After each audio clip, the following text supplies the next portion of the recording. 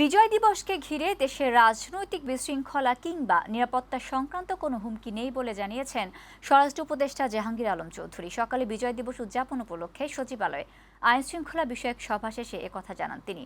স্বরাষ্ট্র উপদেষ্টা বলেন, ট্রাফিক ও আইনশৃঙ্খলা পরিস্থিতি ভালো রাখতে সকল পদক্ষেপ নেওয়া হয়েছে।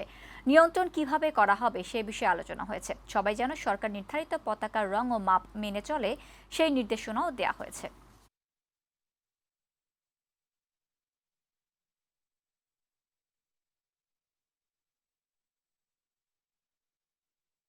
আইন শৃঙ্খলা পরিস্থিতি এখানে কোনো সমস্যা নাই। জাতীয় পতাকাটা উত্তোলন করব, এই পতাকার যে রং অনেক সময় দেখেন যে এক এক জায়গায় এক এক রঙের করে ফেলে, এইটা যেন না হয়, একই রঙের যেন হয় এবং আমাদের যে স্ট্যান্ডার্ড সরকারি ইসে থেকে দেওয়া ওইটা হয়।